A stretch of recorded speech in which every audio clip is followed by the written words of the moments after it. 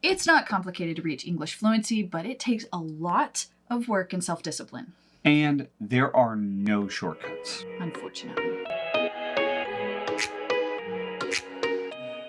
What's up, guys, and welcome back to WaiGuo Friends English. This video is a first of 3 videos where we're going to break down a step-by-step guide in order to reach English fluency, and we're going to focus on the advanced English learner. So if you're already advanced, this is for you. Now, if you're an intermediate, you can still use the first 3 steps of this. It's just going to take you a little bit more time, especially on that 3rd step. Step 1, assess your English.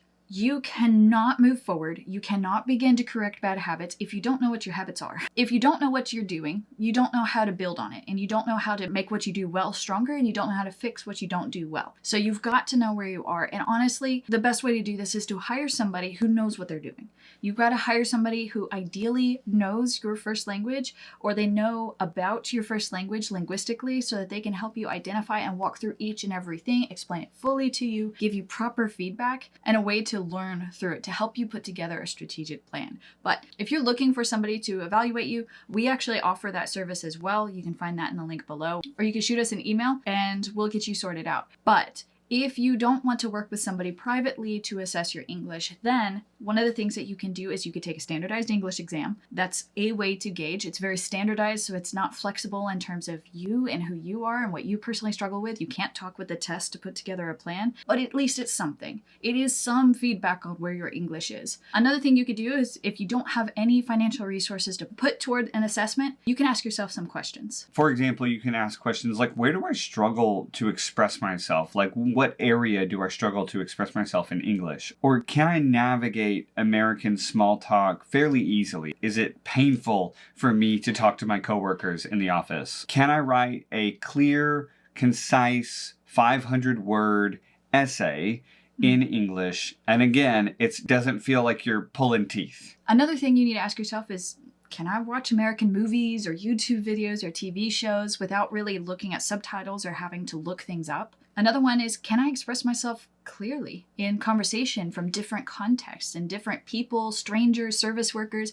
Can I express what I want or what my opinions are or things of that nature? Like, can I do it? And here's an advanced skill for you. Can I explain the same thing in multiple different ways, in different ways of structuring my argument for different contexts? Like, can I express my own opinion on something that is kind of a hot topic to different types of people, like to complete strangers where I don't know what their stance is, to somebody who I know is strong stance opposite of my opinion, or to somebody who agrees with me? Can I explain my opinion to each of those people fairly comfortably? That's a great advanced skill to have. Another question is, can I express possibilities in the past or the future or even the present? Can you do that comfortably? So for example, I could have done this if this had happened. Can you do that? That's an advanced skill. Another question to ask yourself is, can you have those kind of spontaneous conversations with strangers, with coworkers, with employers, things that happen naturally? Do you feel like you have to shift gears to really get into that conversation? Or are you able to just kind of pull it out of your pocket and readily use English? And can you problem solve with those people? Can you do multiple exchanges back and forth fairly comfortably?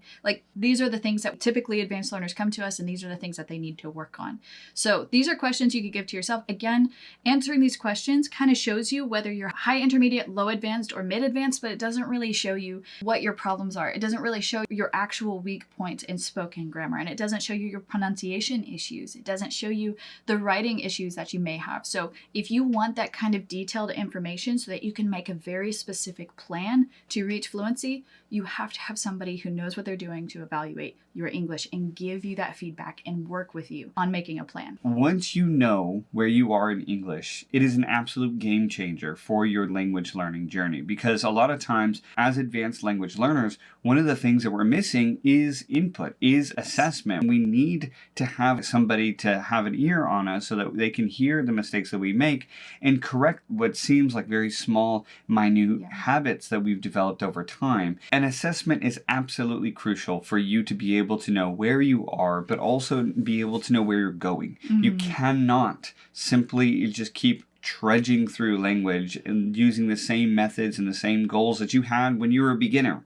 You have to switch it up. You have to know where you're going. And that means that once you have the assessment, it can really take into consideration your strengths, your weaknesses, your time, and even your finances to create this goal for you to be able to actually attain English fluency. And we've actually attached a free goal setting worksheet in the description below that you can then kind of do some of this on your own in your own time so that you can be that much closer to at least having a roadmap in order to get to fluency. All right, step 2 is to warm up and get focused. Once you've figured out your strengths, your weaknesses, what you need to work on, and how to get there, you've gotten your goal set and you've created the milestones you need to achieve in order to get to that goal. Now it's time to test drive your plan.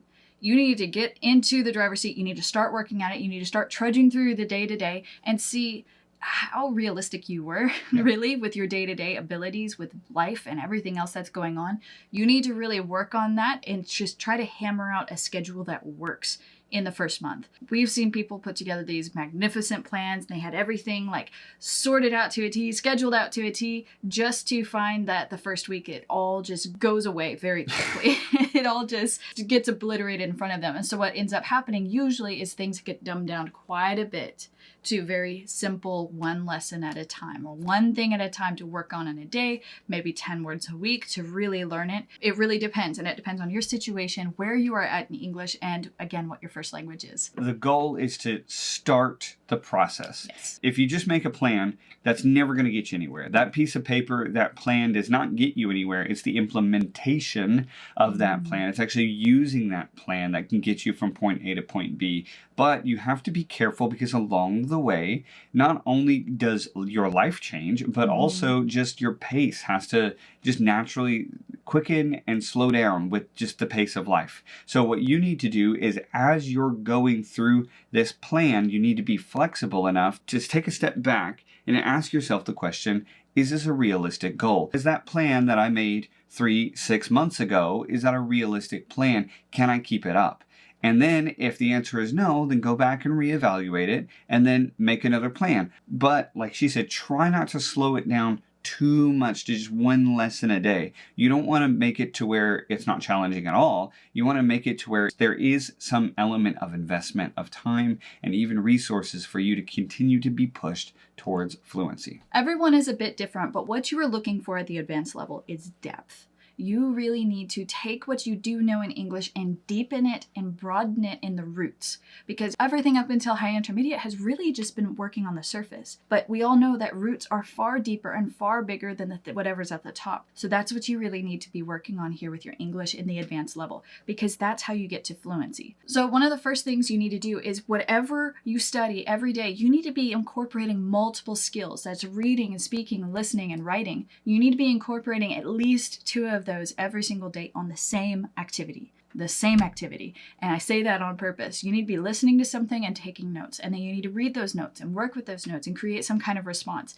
It's ideal if you can do something like this where you're doing all 4 skills at the same time. Likewise, when you're going through these, you need to note down some important and useful vocabulary and keep track of them. Don't just note them down and just let them fly off into the great unknown. You need to be able to keep track of them so that you can continue to use them, have some repetition with them so that they can really get hammered out, and try to focus on keywords, words that are actually extremely important and valuable and weighty in English, because sometimes we tend to focus on just difficult words instead of difficult and useful words. Even if you have this habit where you read your news in English every day, that's a great habit to have. But if that's all you're doing, because it's a habit, it's doing something, but it's not doing enough for you. You need to be actually taking that and doing something with it, whether you take the vocabulary that was somewhat new and unusual to you and writing a quick summary of what it said and your response to it, or taking that article, handing it to somebody else, asking them to read it, and then having a conversation about it, or just taking that topic, if it's well known enough, and asking a coworker what they think about it in the break room. Whatever it is, you need to be making sure that that same idea, that same topic, those same words that you're coming across are being used in multiple areas in your life. Ideally, while it's still fresh on your mind, so within that same day. One of the biggest mistakes you can have is working on each of these skills in isolation and never doing anything with it, never circling back and touching base with it again, never coming back to those words and looking at them in their context again, never using those words as you converse with someone else or write about it to yourself or to someone else. You've got to do something with it. You can't just make it easy at this point. We're looking for depth, not surface knowledge. And part of that is also being able to speak a response and listen back to it. Some people might think of this as more of a beginner and low intermediate strategy, but as an advanced learner, you need to actually be very familiar with the sound of your own voice. If you're an advanced learner and you don't know how you sound in that language, that is at your detriment. You need to be trying to listen and hear the mistakes that you make, those pronunciation mistakes, but also those grammar mistakes, so that you can be ahead of yourself to fix those mistakes even before they happen. So another thing you need to be doing is whatever you record as a response, a spoken response to something, or whatever you write as a written response to something, you need to go back through it. That's part of listening to your own voice. You've got to, because you need to grade yourself. Again, you need to be familiar with what you are able to do, what you are capable of, how other people perceive you in communication ability. But you also would be surprised at how much you can learn about your own mistakes, but it's just spending 2 or 3 minutes going over it. One thing you can do is you could take your written response and put it into something like Grammarly or ChatGPT and have it go over and flag any mistakes it finds.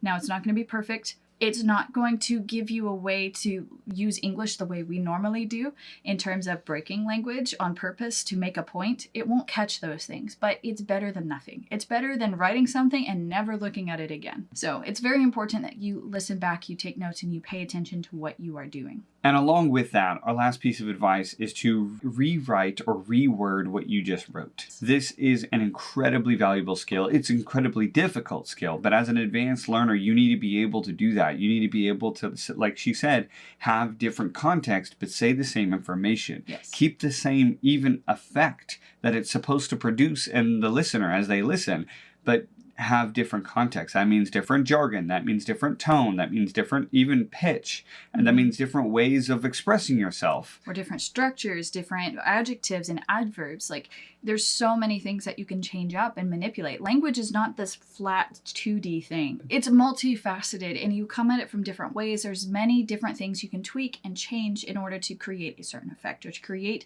the type of communication you want to communicate. Even indirect versus indirect, or active versus passive, or formal, semi-formal, and informal. All of these things are incredibly important ways to be able to manipulate language. And those are just touching the surface, guys. There's so many nuances and things you can learn. But again, if you're advanced, looking to be fluent, you need to be working on catching those things. And one of the best ways to do that is be working on practicing producing them by taking the same thing and rewording it in different ways for different contexts. You can imagine different people in your mind as you're writing a piece or something like that. The main thing is that you are producing constantly. You're integrating different skills at the same time. Guys, this is hard. This is why 80% of the time you will spend in language learning to get to fluency is spent in the advanced levels. It only took 20% of the time, of the journey, of the effort, of everything to get to high intermediate. And once you're in the advanced levels, it takes 80% of the total time to get to fluency. It is tough, guys. It is very hard. It's a very difficult thing to go at alone. If you want a good example of what a solid advanced English study plan actually looks like, we actually did a video recently that you can find here where we talk about some specifics that we go kind of more in depth on. What does that look like? This is mainly focused on like a routine, like how do you do this in your daily life? How do you actually do what we've been saying on a daily life schedule, like with all the things that are going on? How do you manage that? And if you jump over to that video, you can kind of see what we're talking about a little bit more clearly as far as like habits and schedules go. So, tying all this together, after 4 weeks of following this plan, you need to stop, evaluate it, and just see how things are going. It will take about that long in order to create a solid habit. And what we're looking for in this phase is trying to create a solid study habit where you are building English into your daily life, into your lifestyle. If you're not already living and working in here, this is even more crucial. But you need to stop after about a month and every month hereafter. And you need to be thinking about, okay, how many days have you skipped? You just need to be really honest with yourself. How many days have you skipped? How many days did you just kind of do things on the checklist rather than actually doing the English work? Have you completed everything that you set out to do each day? And each day on your plan. Maybe you've only planned 3 days of study a week. Maybe you've planned 6 days, 5 days, 4 days. It doesn't matter. But for each day that you plan to study, how often did you actually show up? or even complete the work. Do you need to back off a bit or do you need to add more? The thing that we're trying to avoid here is we're trying to avoid wasting time.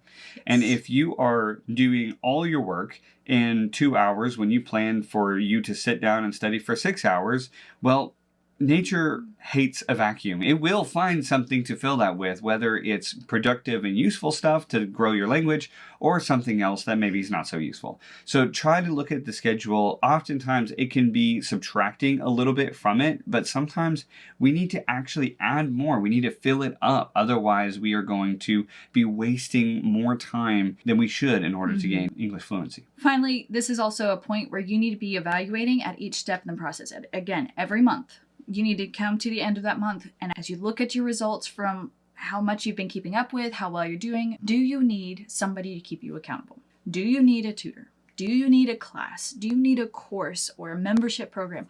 What do you need that will give you that much extra motivation to actually set out and do it? And make the next few months the time that you're finally really moved toward fluency. You've got to have something. Most of us are not stronger than ourselves. We're our own biggest adversaries, especially with procrastination, more fun things to do, just life being super busy and coming at us quickly. Life doesn't pull punches. So usually you need a team behind you. You need somebody behind you to just push you forward. If that's what you need, then find it. Set out there and find it. If you are in America, many community college offer English classes for people. There's sometimes free training at the local library.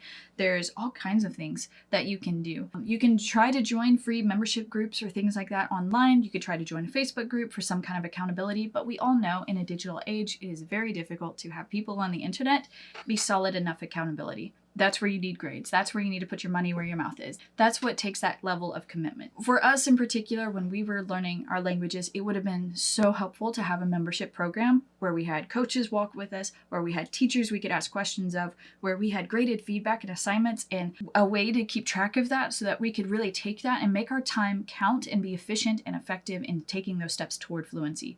That would have been amazing. Yeah. And I could tell you, we wasted a lot of time in our own language learning journeys because we didn't have that. Yeah. So one of the things that Josh and I have done is we've put together Fluency Fast Track, and it is still an ever-growing, evolving program that we are working on. But that's exactly what it is. It is a community of people keeping up with each other, pushing each other to do better, and just really working on our English, getting the feedback that we need in order to grow and to advance and to work on skills and to have that accountability. So if you're interested in something like that, you can find information about it in the link in the description. We would love to have you and to be able to keep you accountable. English fluency is difficult. And like we said at the beginning of this video, it's not complicated. It's actually a very simple process, but it is a difficult thing to implement. So we as teachers say good luck, and constantly remember, go back and be re-evaluating yourself about where are you at right now?